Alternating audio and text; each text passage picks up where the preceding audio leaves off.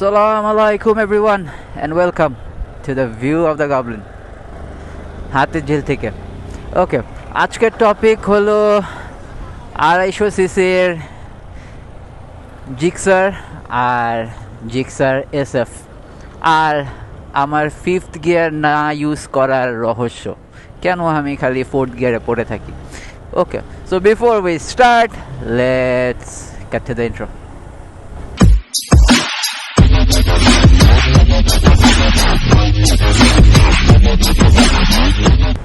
Okay, now that you guys are back, আরেকটি বছর শেষ হয়ে যাচ্ছে, ডিসেম্বর চলে আসছে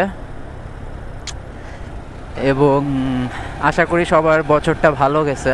আমার খুব একটা আহামরি ভালো যায়নি আর খুব ব্যস্ততার মধ্যে দিয়ে আর অনেক সমস্যার মধ্যে দিয়ে লাস্ট মাসটা পার করছি, এই জন্য খুব একটা ভিডিও ড্রপ করা হয়নি আপনাদের জন্য। এখনও রয়্যাল এনফিল্ডের উপরেই ভিডিও ড্রপ করি নাই।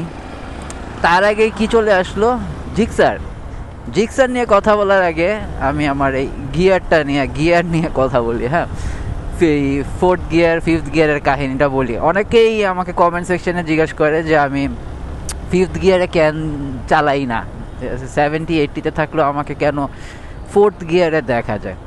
ওকে, এইটার কাহিনী খুব তাড়াতাড়ি শেষ করে দিই, তারপরে জিক্সারের কাহিনীতে যাই। ওকে, এটার কাহিনী হলো খুব সিম্পল ভাই, বাইকটা প্রচুর পাওয়ারফুল না, আরেকটু ভেঙে বলি। আমরা যারা বাইক চালানো শিখছি, মানে আমাদের এইজের যারা বাইক চালানো শিখেছে, আমরা গিয়ার দেখে চালানো শিখি নাই। আমাদের সময় ডিসপ্লেতে গিয়ার দেখাইতো না, যেই ভাই কি বলেন গিয়ার দেখাইতো না। এটা খুব মডার্ন টেকনোলজি, খুব রিসেন্ট আসছে বলতে পারেন, খুব একটা বেশি দিন হয়েছে বলতে পারবেন না। কিছু কিছু বাইকে ছিল, কিন্তু বেশিরভাগ বাইকেই গিয়ারটা না কোনো সময় দেখাইতো না। কাজে আমরা না সবসময় বাইক চালাইতাম যে একটা ফিলের উপর চালাইতাম, যে কতটু গিয়ার লাগবে কতটু গিয়ার লাগবে না, এটা বাইক আমাদেরকে বলতো। বাও, এত জ্যাম কেন রে ভাই। সো হ্যাঁ, যেটা বলতেছিলাম, তো বাইক আমাদেরকে বলতো। তো এখন চলে আসছে, ডিসপ্লেতে গিয়ার চলে আসছে, অনেক সুবিধা হয়েছে। হ্যাঁ, মাঝে মাঝে যখন আমরা ভুলে যাই, আগে হইলো গিয়ে আমাদের গিয়ার ডাউন শিফট করে আপ শিফট করে বুঝতে হইতো যে আমরা কোন গিয়ারে আছি আসলেও, কিন্তু এখন মিটারে দেখলে মোটামুটি বুঝে যাই যে কোন গিয়ারে আছি, আমাদের গিয়ার চেঞ্জ করতে হবে কি না। কিন্তু এখনও আমরা ওই জিনিসটাতেই আছি, যে বাইক আমাদেরকে বলে দেয় যে আসলে ওর কি গিয়ার লাগবে নাকি লাগবে না। সো এই জিক্সার গাড়িটার না আসলে আপনার 90+, 100+ না গেলে ফিফথ গিয়ার লাগে না, একেবারে সত্যি কথা। অথবা মনে করেন আমি যদি ক্রুজিং না করতে চাই, একদম মনে করেন খালি রাস্তা, এমটি রোডস, খালি রাস্তা, এর মধ্যে আমি ক্রুজ করতেছি, তখন মনে করেন ফিফথ গিয়ার দিয়ে আমি আস্তে আস্তে ক্রুজ করতেছি 70-80-তে। এছাড়া মনে করেন যখন আমি মানে করতেছি, স্পিডিং করতেছি অথবা সিটিতে চালাচ্ছি, তখন ফোর্থ গিয়ারটাই আমার বেশি লাগে, ঠিক আছে, ফিফথ গিয়ারটা আমার আসলে লাগে না। এতে কোনো ক্ষতি হয় কি না? কোনো ক্ষতি হয় না, কারণ আপনার ফোর্থ গিয়ার ডিজাইন করা হয়েছে হলো গিয়ে 106, 107, 110 পর্যন্ত ওঠার জন্য। তো হ্যাঁ, যেটা বলতেছিলাম, সো আপনার গাড়ির কোনো ক্ষতি হবে না। আপনি যদি 60, 70, 80, 90-এও ফোর্থ গিয়ারে চালান, আপনার গাড়ির ক্লাচ পেট বা ক্লাচের বাটির কোনো ক্ষতি হবে না, আর ওটা আরও স্মুথ যাবে। আপনার ব্রেকিং এর উপর আরও কন্ট্রোল ভালো থাকবে যখন আপনি ওই যে ইঞ্জিন ব্রেকটা ইউজ করবেন। বেশি জোরে ধাক্কা দিবে না বা কম ধাক্কা দিবে না যদি ফিফথ গিয়ারে থাকেন। তো একটা প্রপার একটা জিনিস, স্মুথ একটা মাখন বাটার কাইন্ড অফ থিং হইতে থাকবে ফোর্থ গিয়ার। আর ফিফথ গিয়ার আমি ইউজ করি। আপনি যদি আমার লং রাইডের ভিডিওগুলো দেখেন তাহলে দেখবেন আপনারা যে আমি ফিফথ গিয়ারে 60-তেও চালাচ্ছি, 50তেও মাঝে মাঝে ফিফথ গিয়ারে চালাচ্ছি, 50তে ফিফথ গিয়ার চালাচ্ছি, 60তে ফিফথ গিয়ার চালাচ্ছি, কিন্তু এটা খালি রাস্তায় লাইক এমটি রোডসে যখন ক্রুজ করি তখন ফিফথ গিয়ারে আসি, অথবা যখন আমি স্পিড করতেছি, যখন আমার স্পিড দরকার, 100+ স্পিড দরকার, আবার এই ফুয়েল এফিসিয়েন্সিও দরকার সেই সময়টায় আমার, তখন আমি ফিফথ গিয়ারটা ইউজ করব। এছাড়া আমি ফিফথ গিয়ার সিটিতে ইউজ করি না। আর মাইলেজ ড্রপ হয় না কি ফোর্থ গিয়ারে 70-80 চালালে, এটা যদি আপনার মাথায় এসে থাকে তাহলে আমি বলি না মাইলেজও ড্রপ করে না, কারণ বাইকটা বানানোই হয়েছে ওরকম করে যে আসলে আপনার থার্ড গিয়ার ফোর্থ গিয়ারই সিটিতে আসলে মেইনলি প্রযোজ্য। আর ফার্স্ট গিয়ার সেকেন্ড গিয়ারে যদি আপনি চালান তাহলে প্রচুর তেল খাবে, এটা তো আপনারা সবাই জানেন। তো চেষ্টা করবেন একটু খালি রাস্তা পাইলেই ফোর্থ গিয়ারে চালানোর, আর থার্ড গিয়ার ওকে আছে, ঠিক আছে। আর ফার্স্ট গিয়ার সেকেন্ড গিয়ারটা একটু অ্যাভয়েড করার চেষ্টা করবেন, আনলেস এরকম জ্যামের মধ্যে বসে আছেন অথবা কিছু। ওকে, এইবার আসি সুজুকি জিক্সার FI ABS 250 এবং SF 250 2024 মাত্র লঞ্চ হইল 2024 December. And we're back guys. Okay, বাইকটা আগে দেখে নেন ভালো করে, বিকজ 250 সেকশনের বাইকও এক্স্যাক্টলি সেম হবে, জাস্ট ইঞ্জিনটা একটু বড় হবে, বাকি সব সেম দিছে। আর কি কি চেঞ্জেস আসছে চলুন ড্রাইভ করতে করতে আপনাদেরকে বলি। সরি একটু ডিলে হয়ে গেল আসতে, রাস্তায় প্রচুর জ্যাম ছিল, আমি চাইনি জ্যাম ভরা রোডে আপনাদের সাথে কথা বলতে, তাই একটু ওয়েট করেছি।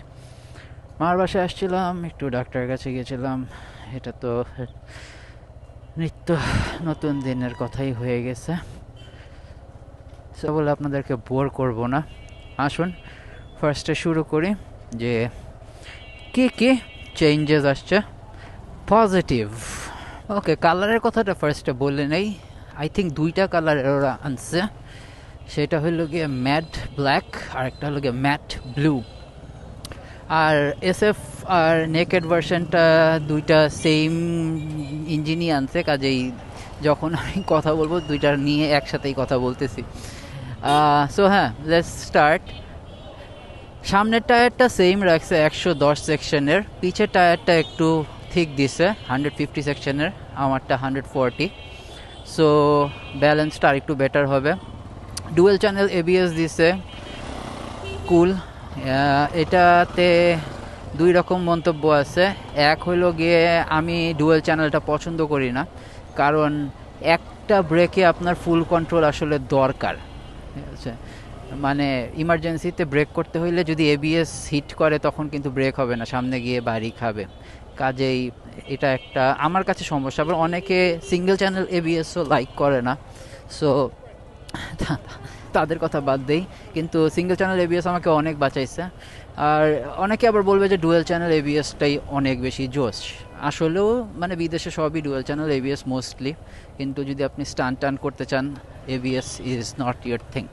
সো ডুয়েল চ্যানেল ABS আনছে, রেয়ার টায়ারটা বড় করছে, ইঞ্জিন পাওয়ার তো অবশ্যই বাড়ছে, সেটা হলো গিয়ে 150cc থেকে 250cc, মানে ইঞ্জিনের সাইজও বাড়ছে, আর আপনার টর্ক এবং আদার স্টাফও বাড়ছে, রেডি পিক আপও বাড়ছে। বাইকের ওয়েট বাড়ছে, অ্যারাউন্ড 10-15 কেজির মতো বেড়ে গেছে আমারটার থেকে, আর SF-এর থেকে নতুন SF-টার। সো এটা আর কি কিছু চেঞ্জেস আনছে, লেট মি থিঙ্ক।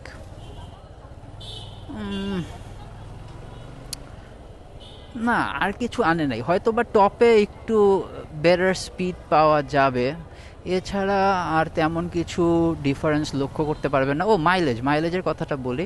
মাইলেজ ওরা ক্লেম করতেছে FI engine of course, so 37 kilometres per litre পেয়ে যাবেন, কিন্তু আমারটাই আমি 37-38 পাই সিটিতে, কাজেই ওইটাতে আপনি 33-34 ধরে রাখেন, কারণ আমাদের দেশের তেল তো আসলে ভালো না, ঠিক আছে, এটা একটা সমস্যা।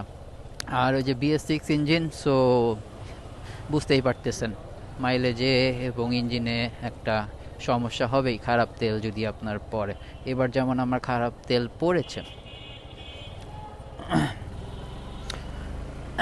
ওকে, এবার আসি কনস কি কি আছে। কনস হইল গিয়ে দাম ভাই, দাম দাম আপনার এই যে নেকেড ভার্সন যেটা, সেটার দাম ধরা হয়েছে 4 লক্ষ টাকা উইদাউট পেপারস।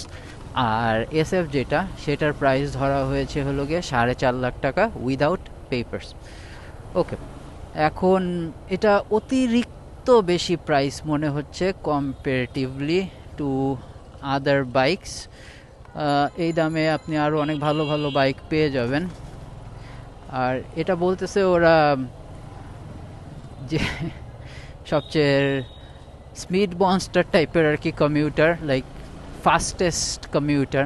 সো আপনি যদি কমিউটারই চালাইতে চান তাহলে আপনার স্পিড মনস্টার দরকার কি? আর আমি তো সিলেট গেছি এবং অন্য অন্য জায়গায়ও গেছি, আপনারা আমার ওই ভ্লগগুলো চেক করে দেখতে পারেন যে আসলে মানে বাংলাদেশে তো স্পিড লিমিট 80, কিন্তু অন অ্যাভারেজ 60-র বেশি চালানোর তো রোডই নাই। আপনি মানে এর থেকে পাওয়ারফুল মেশিন দিয়ে কি করবেন, এর থেকে স্পিড বেশি দিয়ে কি করবেন, জিএসএক্সআর দিয়ে কি করবেন? 150 কতক্ষণ তুলে রাখতে পারবেন, রাইট? 80, 90, 100, ঠিক আছে, অ্যাভারেজে আপনি মনে করেন ওই চালাবেন 60তেই, মানে পুরো জার্নির ক্যালকুলেশন যদি অ্যাভারেজ স্পিড করেন। আর এটাই কন যে এত দাম দিয়ে কেন আপনি এই বাইকটা কিনবেন। দামটা যদি আরেকটু ভালো আসতো তাহলে আমার কাছে খুব ভালো লাগতো, কারণ আমি জিক্সারের ফ্যান, আমি জিক্সারের অনেক আগের থেকেই ফ্যান, আমি জিক্সারের মালিক হওয়ার আগের থেকে জিক্সারের ফ্যান, ঠিক আছে। সো এটাই। আর থার্ড গিয়ারে কর্নারিং করে খুব মজা ভাই, ঠিক আছে। আমি চেষ্টা করি কর্নারিংগুলো যত ইউটার্নস এবং কর্নারিংস আছে থার্ড গিয়ারে করতে, ওইটা বাদ দেন। সো হ্যাঁ, জিক্সারের ফ্যান বয় হিসাবে আমি বলবো যে দাম অতিরিক্ত বেশি। এখন আপনার এটা কেনা ঠিক হবে কি হবে না, এটা হলো ভাই আইফোনের মতো, ঠিক আছে। আপনার কাছে যদি আইফোন 15 প্রো ম্যাক্স থাকে তাইলে কি আপনার 16 প্রো ম্যাক্স কেনা উচিত হবে কি হবে না? ট্রেন্ডের মতো আর কি, ঠিক আছে। আপনি যদি ট্রেন্ডের টপে থাকতে চান তাহলে হ্যাঁ কিনে ফেলতে পারেন। আপনি 250cc একটা বাইক চালাচ্ছেন বলতে পারবেন বুক ফুলায়। আর একটু বেটার কন্ট্রোলস তো থাকবেই অফকোর্স, কারণ ওই যে ফ্যাটার টায়ার্স। আর এছাড়া আমি আপগ্রেড করার কোনো কারণ দেখি না, জিক্সার আপগ্রেড করার কোনো কারণ দেখি না, কারণ হইল কি ওই যে আইফোন থিওরি আর কি।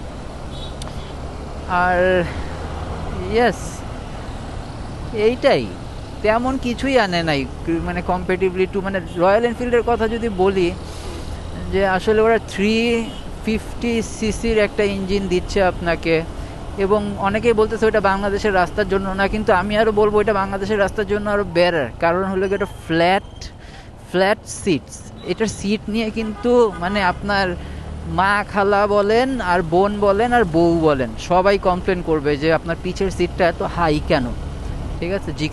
জিক্সার কিন্তু আসলে আমার মতে কি যে একটা মানে একটা অ্যাগ্রেসিভ লুক দিছে, তো সো ওই অ্যাগ্রেশনের কারণে পিছের সিটটা স্প্লিট করে দিছে এবং হাই করে দিছে। সো এই জন্য আসলে মানে ওই পিলিয়ন সিট কমফোর্টটা নাই। আর হ্যাঁ, সো ওইটাই খালি আজাইরা টাকা দিয়ে আপনার আপগ্রেড করার দরকার নেই আপনার কাছে যদি এই 150cc-টা থাকে। কিন্তু কিন্তু কিন্তু কিন্তু ব্রাদার্স অ্যান্ড সিস্টার্স, যদি মনে করেন আপনার কাছে আছে হইল গিয়া জিক্সার মোনোটোন সিঙ্গেল ডিস্ক, ঠিক আছে, তাহলে আপনি আপগ্রেড করে ফেলতে পারেন। কারণ হইল গিয়ে প্রবাবলি 150 সেকশনটা ডিসকন্টিনিউ করে দিতে পারে অথবা কমায়ও দিতে পারে প্রোডাকশন, অথবা আনঅ্যাভেলেবেল হয়ে যেতে পারে, কারণ নতুন প্রোডাক্ট সেল হবে কেমনে নয় যদি পুরান প্রোডাক্ট উঠায় না দেয়। সো এটা একটা কথা। বাট এছাড়া আমি খুব হতাশ আসলে, ওদের আরও মাল সামান ঢুকানো দরকার ছিল। মিটার কনসোলটা একটু চেঞ্জ হয়েছে এই, কিন্তু আমার এটার মিটার কনসোলটা আরও বেটার লাগে 250টার থেকে। সো হ্যাঁ, আর আপগ্রেড তখনই করা উচিত যখন খুব ডিফারেন্ট কিছু আসে বা ডাইনামিক কোনো চেঞ্জেস নিয়ে আসছে এরকম। লুকস ওয়াইজ কিছু চেঞ্জ করে নাই, জাস্ট ইঞ্জিন সাইজটা বড় হয়েছে আর টায়ার সাইজটা বড় হয়েছে, আর ব্রেকিং সিস্টেমটা একটু বেটার দিছে, এই দ্যাটস ইট। এটার জন্য আমার কাছে মনে হয় না যে আসলে লাখ লাখ টাকা গুনে এক্সট্রা আপনি সিমিলার একটা জিনিস নিবেন, ঠিক আছে। কিন্তু হ্যাঁ, শখের দাম লাখ টাকা, এই ক্ষেত্রে লাখ লাখ টাকা। সো যদি আপনার 4 লাখ টাকা 4.5 লাখ টাকা স্পেয়ার করার থাকে তাহলে আপনি নিতে পারেন, কিন্তু অবশ্যই মাথায় রাখবেন যে বাইকের দাম এবং রেজিস্ট্রেশনের দামের পরেও কিন্তু আরও অনেক কিছু মাথায় রাখতে হবে। আপনার ফুয়েল কস্ট, তারপরে ইঞ্জিন অয়েল কস্ট। আপনার সবসময় বাইক কেনার পরে সব খরচের পরে হাতে যাতে 50,000 টাকা অন্তত থাকে, এছাড়া আর কোনো ডিফারেন্সই নাই ভাই। তো এখন জিক্সার 250 সিসিটা আপনার জন্য না কি আপনার জন্য না, ডিসিশনটা আপনারই নিতে হবে, ঠিক আছে। এখন ট্রেন্ডি একটা কমিউটার সেম প্রাইসে আপনি হয়তো বা R15 পাওয়া যাবেন, ঠিক আছে। এখন আপনি চিন্তা করেন আপনি R15 চালাইতে চান ভার্সন 3, নাকি আপনি জিক্সার চালাইতে চান 250 সিসি। আমাকে যদি জিজ্ঞেস করেন আমি R15 ভার্সন 3 ভার্সন 4ই মানে আপনাকে সাজেস্ট করবো অফকোর্স, যদি আপনি রেগুলার কমিউট করেন। কিন্তু আপনি যদি কমফোর্ট চান তাহলে জিক্সারে যান, আর জিক্সার 150 সিসিটাতেই যান। 250 সিসি কেনার কোনো মানেই নেই, ঠিক আছে। অল্প কিছু আপগ্রেডের জন্য কোনো মানেই নেই। এর থেকে বেশি আসলেও কিছু বলার নেই, যে আমি যে বলবো যে অনেক সুন্দর হয়ে গেছে বাইকটা আগের থেকে, অনেক বেশি জোশ হয়ে গেছে, এমন কিছুই না ভাই। জাস্ট স্পিডটা টপটা বাড়ছে, রেডিটা বাড়ছে, কন্ট্রোলটা বাড়ছে, আর ব্রেকিংটা বাড়ছে, কিন্তু আহামরি বাড়ে নেই, এইটাই ভাই।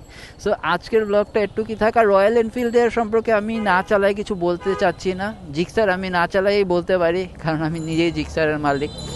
সো রয়্যাল এনফিল্ডের সম্পর্কে চালাই আমি একটা ভালো রিভিউ আপনাদেরকে দিয়ে দিব ইনশাল্লাহ। আর আপ টিল দেন আজকে এখানে এই পর্যন্তই। Like, comment, subscribe and help me grow. And this is your friendly neighborhood goblin out for the day from Mokbazar Modhubag. Peace.